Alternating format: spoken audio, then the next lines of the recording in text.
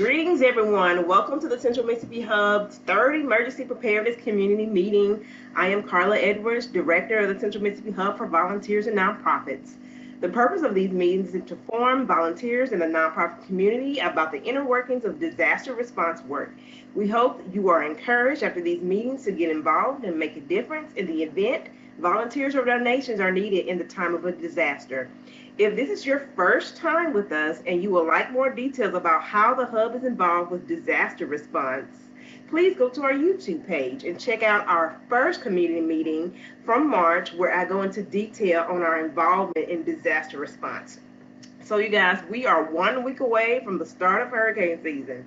The National Oceanic and Atmospheric Administration's Climate Prediction Center is predicting another above normal Atlantic hurricane season. Forecasters predict a 60% chance of an above normal season, a 30% chance of a near normal season, and a 10% chance of a below normal season. However, experts do not anticipate the historic level of storm activity seen in 2020. For 2021, a likely range of 13 to 20 named storms, winds of 39 miles per hour or higher, of which 6 to 10 could become hurricanes, winds of 74 miles per hour or higher, including 3 to 5 major hurricanes, and that's either category 3, 4, or 5, with winds of 111 miles per hour or higher, is expected. NOAA provides these ranges with a 7% confidence. The Atlantic hurricane season extends from June 1 through November 30th. So you all, please, let's be weather aware and follow the National Weather Service and Mississippi Emergency Management Agency on social media. So let's get started. I'm going to introduce our guest speaker, Reverend Vicki White. Reverend Vicki White, presently serving as the Director of Connectional Ministries and Communications for the Mississippi Annual Conference of the United Methodist Church. Having served 8 years in 3 different districts, Greenwood, Senatobia, and East Jackson, as a district superintendent, she has been responsible for supervision and deployment of clergy and vision casting for local churches, missions, and ministry. Reverend White attended Millsaps College in Jackson, Mississippi before transferring to Mississippi State University to pursue a degree in special education. She graduated with a bachelor's degree in special education from Mississippi State in 1980 and then taught in the state institution in Oxford, Mississippi for 3 years prior to entering Vanderbilt Divinity School in Nashville, Tennessee in 1983. She graduated with a Master's of Divinity degree in 1986 and immediately began serving churches throughout Mississippi. She has pastored churches small and large from the north to the south in Mississippi. She has also served as a campus minister on one of our college campuses, Delta State University. Having worked with people of all ages in ministry, she has witnessed the joys and sorrows in people's lives. She witnessed the effect of trauma in a very profound way as she served as hospital chaplain at Methodist Le Bonheur Healthcare in Memphis, Tennessee for 2 years. As the Director of Connectional Ministries, she is responsible for stewarding the vision of the annual conference. This means that she resources and shepherds the areas of disaster response, annual conference, Board of Global Ministries, the session of annual conference, youth and children's ministries, United Methodist Men, United Methodist Women, the Vital Congregations Committee, and most recently, she has been the convener of the Pandemic Task Team for the Mississippi Annual Conference. When asked, she holds training events for churches and districts in any of these areas, as well as helping churches develop their safe sanctuaries policy for children, youth, and vulnerable adults. Oh, she is busy. As Director of Communications, she is responsible for all communications that come from the conference office. They are always looking for ways to better communicate the glorious tidings of God at work in missions and ministry in Mississippi and beyond. Everyone, please welcome Reverend Vicki White. Thank you, Carly. I'm very happy to be with y'all. We partner with a lot of folks, and it's always good to have an opportunity to share what we do and what our special niches are, and what we've learned in the midst of disaster response in Mississippi. I tell people often that Mississippi has the blessing of the opportunity to respond to every kind of disaster you can imagine, be it floods, be it tornadoes, be it fires, be it earthquakes, and of course, hurricanes. And so we try to walk alongside folks in the midst of disaster to witness to them the love and creativity and grace of God, our Heavenly Father. We try to make people whole again. That's our goal and our vision and our mission in the United Methodist Church. I represent our mission and arm, particularly in the area of disaster response, is UMCOR, and that stands for United Methodist Committee on Relief. UMCOR was actually founded in 1940 and was called something different. It was called the Methodist Committee on Overseas Relief.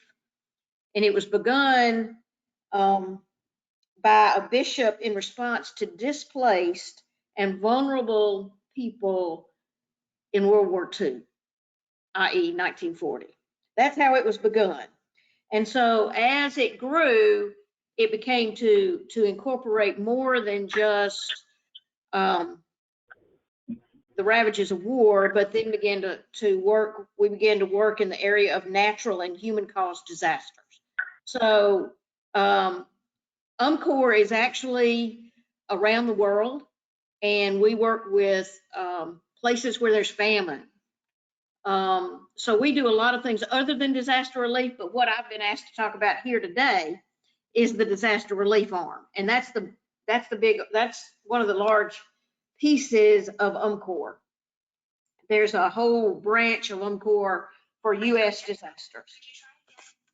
Siri thought I was talking to her.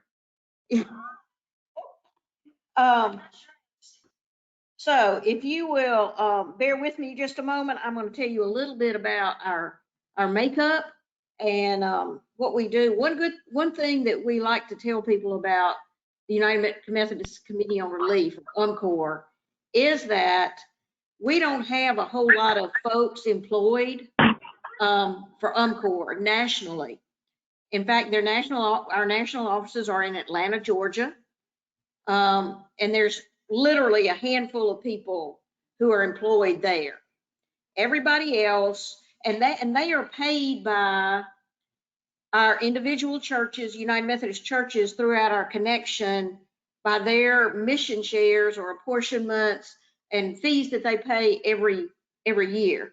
That's where the salaries and everything that the programmatic piece comes from, so that all donations that are made from local churches to individuals, 100% of that goes to disaster response, the actual work itself.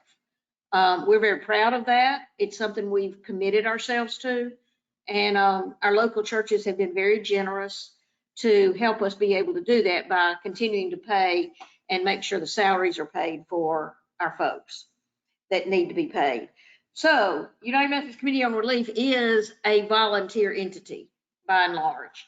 So we are in Mississippi, we are particularly asked most often to work in the area of case management in long-term recovery for disasters.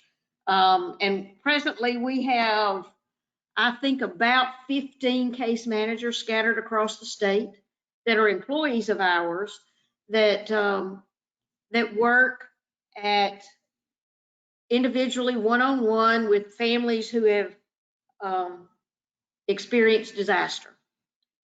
Right now we have disaster response going on in many places. The Greenville area in the Delta, Hattiesburg area in the Piney Woods, the Eagle Lake area where all the flooding happened, the backwater flooding. We are just about to wrap that up. We just had a new house rebuilt there. And I think we've got maybe one or two more, but we're about wrapped up in that one. Jones County and that area that was hit in East Mississippi with the Easter tornadoes of last year, or year before last night. Columbus, Mississippi area, we've still doing some recovery work. That work will be finished by the end of this year. There were lots of rebuilds from tornadoes and floods there. Of course, the Jackson area has experienced not only tornadoes, but particularly floods, and we've done some work in this area. Meridian area, that seems to be an area, we all know if we live in this part of the state, there's a tornado alley, as if it tends to go through the same area. So we tend to work in those areas. Of course, we're working on the Mississippi Gulf Coast now in the aftermath of Hurricane Zeta. Where we get our funds is the United Methodist Committee on Relief, through the generous donations over years, has invested money, and we apply for grants for rebuilds and for repairs, for materials, and even for some of these salaries for these case managers. Let me talk a minute about the case managers. We train our case managers, we hire them. Our goal is, in areas that have been affected by disaster, we seek to employ people in that area whose jobs may have been lost because of the disaster. So it's a win-win. We don't try to bring in lots of people from other places. We try to work in the areas in which there are disasters. So we try to hire people in those areas. We train them, and for many reasons. One, as I said, we want to help the economy of the area that's already been devastated, but we also know that people who live in those areas know people and know resources better than anybody new coming in would ever know. So it's a win-win for everybody. We screen people. Our particular niche, if you will, is we work with folks who are underinsured or uninsured. We figure if they are insured, insurance companies, and they're taken care of or will be. But if they are underinsured or non-insured, then of course, there are rules and regulations about what we can do, but we try very hard. It's not a matter of who you are, but it's what you need. And so the case managers will work with these families. Sometimes it takes years. We find all kinds of issues, and I mean, many of my other colleagues will know, we find lots of issues with who owns the property and getting a clear deed so that we know we're talking to the homeowner. But anyway, we help them with their resources. If they get FEMA money, MEMA money, if they get some insurance money, whatever they have, then we try to supplement with the community funds to get them back whole. Sometimes we have to demolish a house and rebuild it, but we try to do that as economically as possible. And because we've been at this so long, we have some connections with folks, and the United Methodist Church has connections with both Home Depot and Lowe's to get some good values on materials. So we try to do that. Because of Hurricane Katrina, we remember that very well. We received a lot of help from beyond Mississippi, obviously, and we were able to build 3 warehouse facilities on the Mississippi Gulf Coast. So we have 3 warehouses down there that we can store things that we need, or can be used as housing for volunteers, should we need it. So we have 2 of those are located on United Methodist Church properties, so that they use them during the off season. If there's not a disaster, they can utilize the buildings, and they keep them up for us, keep the maintenance, keep them updated. And we have one that has that stores a lot of big equipment. We have a forklift and some big things that we only use it from time to time, but those things are kept in another warehouse that's strictly owned by the Seashore District and the Mississippi Conference of the United Methodist Church. And they do trainings out there. They do all kinds of events out there just to keep people, volunteers geared up.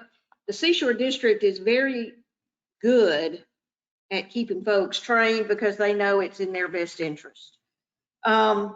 We also have, in addition to case managers, just to tell you the names of those buildings, warehouses down there, we named them Camp Hope, Camp Faith, and Camp Love.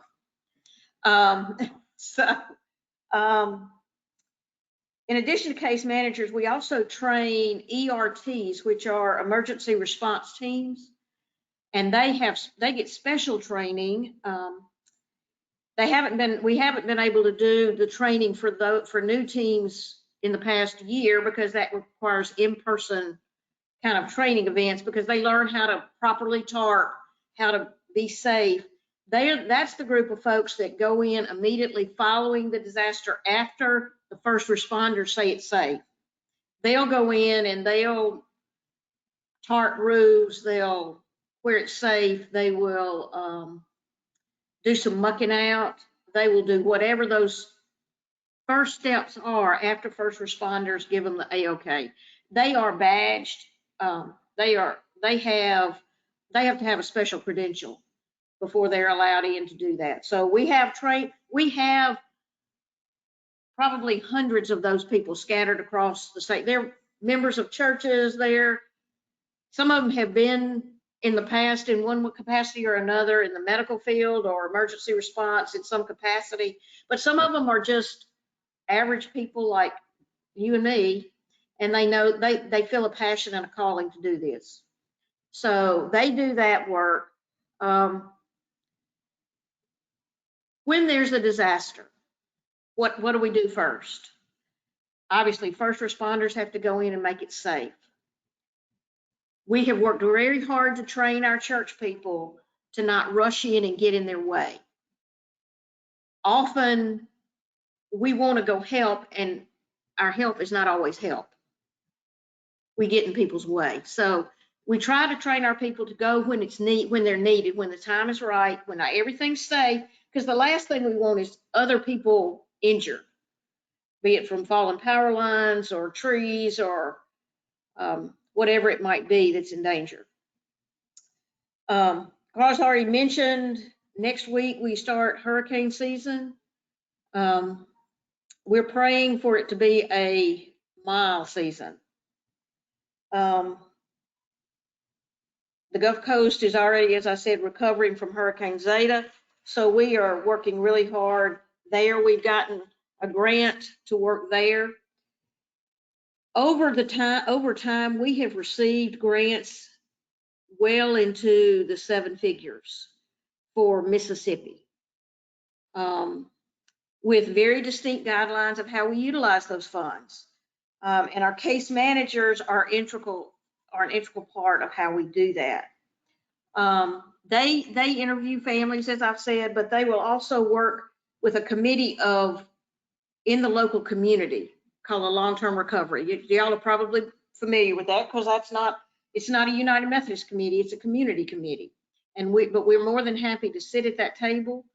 There's an unmet needs committee, of which one requirement that we have is that there is a United Methodist person sitting at that unmet needs committee table. And they're the ones that review the reports from the case managers. Now, the case managers do not tell people's names. They do not share, they keep it very confidential. They share the situation so that folks have an hopefully unbiased look at what the needs are and what resources, financial and otherwise, are available, be it volunteers. We have a volunteer coordinator that's paid by the grant presently that is helping to place volunteers where they're needed. What we need is more volunteers from Mississippi. We have lots of connections with Catholic charities. They often do, in fact, they're doing some of the case management on the Mississippi Gulf Coast alongside some of our folks. The Mennonites come and bring volunteers to help build and repair. We work very closely with the Mennonites. In the Hattiesburg area, R3SM is one of our partners. We believe that it's better for everybody to work together. We all have a piece of the pie, and we have gifts that God has given us to be able to do those things. So one other thing I want to share with you is we do, when we're not in the midst of a disaster, or when we are, we get our local churches and communities. This can be Boy Scouts, Girl Scouts, youth groups, older adult groups. We did it at our annual conference one year, put together cleaning kits or health hygiene kits. We have different kits that folks can put together.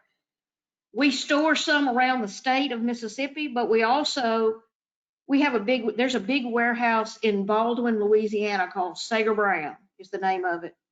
And they are a huge warehouse, and anytime there's a disaster in this part of the country, they will deliver, they will make sure you get the supplies you need. There's also one in Alabama that for Northeast folks, that's closer. We'll go there and get some of these supplies. And they have everything from chainsaws to wheelbarrows to fans to whatever we might need already stored there.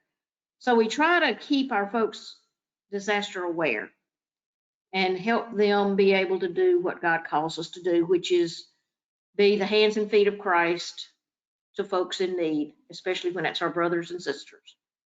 And so we believe that we can help, but the way we help is walking alongside these communities, and helping them help themselves. So that's in a nutshell who we are. I'll be glad to answer any questions that you might have, but that's who we are. Awesome, Reverend White.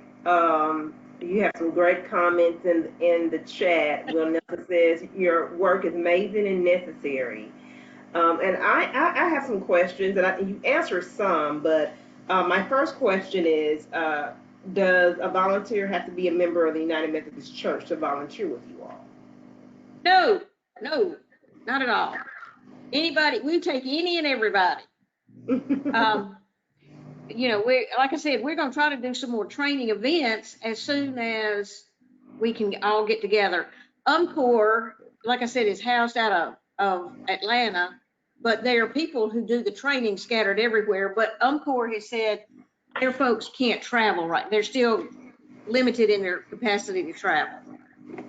So we've got some trainers here that we can do some ERT training ourselves. So we're about to get started with that training again. In fact, I got an email from our trainer on the coast, and he's about ready to do two or three this summer and see how it goes. Awesome. And that leads me to my next question about the ERT. Because when you were speaking, it sounded like you presented a lot of long-term recovery. Then you brought the ERT as the immediate, because that was going to be one of my questions. What do you do in the immediate? And what is all involved with the ERT training? How long is the training for the ERT? It's just about a day. It's about a day.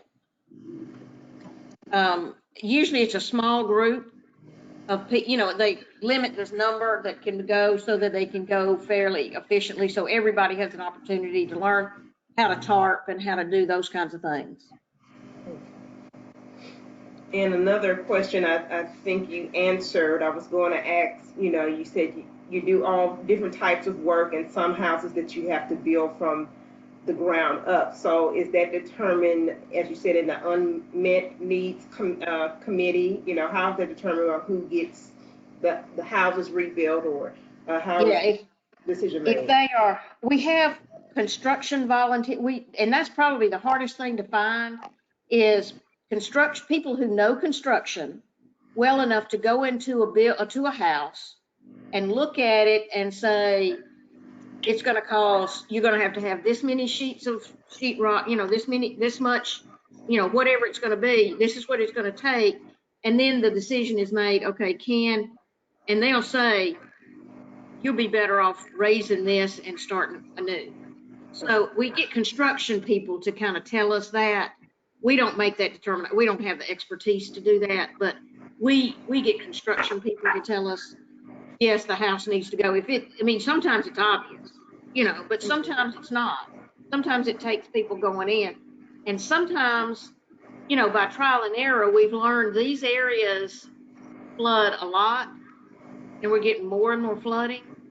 And so sometimes, and in some cases, particularly over at Eagle Lake, we had a few that ended up moving out of the area. The county or city or whoever, somebody decided they would just buy them out. It was just too dangerous to keep building in that same spot. And then, of course, that's either a rebuild or a mobile home, whichever, whatever's most reasonable at that point. Yeah, I'm sure you all in Louisiana was involved with the last major disaster, the Great Flood of Baton Rouge. At that time, yes. I still had a home there. Oh my. I was leasing to own at the time, and in the area that I was in, it was the worst area affected ever was Denham Springs, and I originally had FEMA had declared it a flood zone, and then the next year it said I wasn't in the zone, and it ended up being flooded. But I had tenants in my home that were from New Orleans and went through Katrina, so they were well prepared, and I didn't see much damage as most people. But I can just imagine the pain and the heartache people go through, especially those who are not insured, because many people in that area were not in a flood zone. They had never had flooding in their lives. Many people, lost homes and didn't have insurance. And people always say, "Well, why didn't you have it? You should have had it." But if you're not from that area, it was. Well, and if you're not in a flood zone, you can't get flood insurance either. Mm-hmm. It's got to be ruled a flood zone before you can get flood insurance. So if you don't, so it's a catch-22. And whether or not you believe in climate change or not, there are more floodings, more areas are flooding than they ever had before. And so, 100-year floods, or I've served as a pastor in the Mississippi Delta, and of course they talked about the 29 flood a lot, but those floods are happening more than every 100 years now. Yeah. And so it's become an issue that we're going to have to look at. I believe it becomes a justice issue. Of is it safe for people to stay in these areas? Yeah. Because often it's the poorest and those who don't have much option that are in those areas. Exactly. Question. Yes. Hey, Reverend White, question. Yes. Okay. If a homeowner has not recovered even from the flood of whatever flood, the tarp is still on their house, whatever, that blue thing. Yeah. Are they a candidate for assistance even though they never recovered from, I guess, Katrina? Oh, yeah, yes, and what we do, the way our structure works is where that area is, if it's every disaster is local, starts local. So we start kind of like a hub is a good word. We start like a wagon wheel. If it's in this community, can this community handle it? If they can't, we go to the next level, which is usually the town or the city. And then in our case, we have 11 districts in the United Methodist Church in Mississippi. So it's probably that district. If that district can't handle it, then it comes to us in Jackson as the big, like a Katrina. But like I said, some of these others, yes, we help. And what we do is if there's still a need and they report it, usually emergency management people will contact us. MEMA contacts us all the time. And if we can help, we will. If we can, sometimes we can, sometimes we can't. But we're always willing to sit down and have a conversation with our case managers. They know the ins and outs of what's available better than I could begin to know, because they deal with it every day and all the different layers that go with it, about insurance and what's available in that area and what's not, and what's needed. And if it, what we find a lot of times in some of these houses is deferred maintenance that then causes the more damage when a disaster hits. But we know that if they've got a bad roof, we can't fix the floor till the roof's fixed. Some of it's common sense. So if they've got a blue tarp on them, somebody, we can certainly have conversation about it. We just we can't guarantee, but we can certainly have conversation about it. Okay. Yeah. Would I be able to get it does. I just needed to get your contact information and perhaps maybe just let the people get in touch with your organization and just see. Just try and say, yeah, sure. We may have people working in that area still. We are usually the last to leave. Okay. Any disaster area, we stayed at Katrina. It hadn't been many years since we closed out Katrina. It has not been that many years because we stayed there till we shut it down on the coast. Now that doesn't mean that, if there was still residual damage from Katrina and Zeta came through and exacerbated it, of course we can help, without a doubt. And there should be folks already at work. In fact, I talked to somebody today that's put their, one of our people was telling me about, there's a group in Harrison County, they're putting on roofs on 15 houses right now. Wow. So, yeah, we don't put volunteers to do roofs just because of the safety factor. Right. We have, I wouldn't want, we don't want volunteers up on the roof to put roof, that's more of a skill that sometimes now, there are exceptions to that. But by and large, we don't put shingles on roofs, but we will help a community or a homeowner. If there's some funds we can partner with, we will certainly be willing to do that. Okay. All right. All right. And so, Vic, Reverend White, share with us information on how people can contact you if they want to Okay. to help as a disaster volunteer with you all. Sure. You're welcome to call our conference office. The number there is 601-354-0515.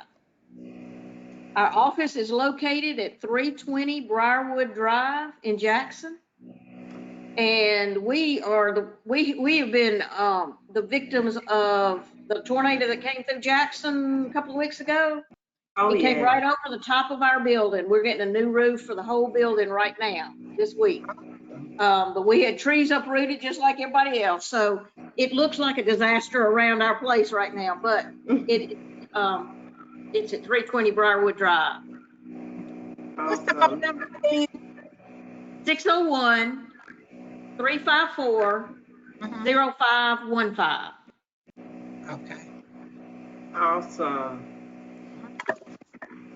Thank you so much, Reverend White. This has been a wonderful presentation. I enjoy each meeting, just learning what disaster response organizations do, and everyone has their own little niche. And everybody does. Yes, and we and I'm hoping that we, touch hearts and have more people want to be involved with disaster. Yes. I think we're going to have lots of opportunities, unfortunately, if we live in Mississippi. Yes, unfortunately. Well, all right. We've reached a section where we talk about our community announcements. If you're in, thank y'all for the opportunity to share with you. Let me say that before you move on. Thank you. Oh, no problem. We appreciate you. Thank you, Reverend White. Sure. Community announcements. Mississippi Food Network is having their mobile pantry in Bolton tomorrow for Hinds County residents. That's going to be tomorrow, May 26th, from 10 to 12 p.m. Please do not arrive before 9:45, and supplies are limited to the first 250 families. And that's going to be at the former Main Street Restart School, 130 Champion Hill Road in Bolton. Tomorrow at North Park from 9 to 12, from 9 a.m. to noon, they're going to be checking car seats. So we're going to make sure that your car seat is properly installed for child safety. So have yours checked. If you know anyone that has car seats, booster seats, please have them go to North Park Mall tomorrow. Also on Saturday, the Boys and Girls Club of Central Mississippi will be serving hot meals in partnership with Dole Sharon's and Sunshine Initiative. Those meals will be served from 11 a.m. to 2 p.m. and that's going to be at their Capitol Unit location on Capitol Street, 1450 West Capitol Street in Jackson. So we're going to have our final emergency preparedness community meeting on June 22nd at 6 p.m. And we've been talking about weather today a lot. Hurricane season. We're going to have Felicia Bowser. She's the warning coordinator, meteorologist of the National Weather Service, Jackson. I had the pleasure of being in her storm spotters class, and so she's going to talk to you all about that in our busy disaster season. So I want to thank you all for showing up today, and please join us for our next community meeting. We're going to send out this recording on YouTube, and also send out the registration for our next meeting. Thank you all so much, and you all have a great evening. Thank you, Reverend White. Great information. Thank you. Thanks, Carla. Be blessed. All right. Yes, everybody, thank y'all. Thank you, Reverend White. Thank you, Miss Edwards. No problem. Thank you so much, Reverend White. I appreciate that. You coming today. I know we had a lot of back and forth via email, but I appreciate it. We made it. Yes, we made it. All right, you have a great rest of your evening. You too. All right. Thank you. All right. Oops. I'm still here, Carla. I'm about to end it.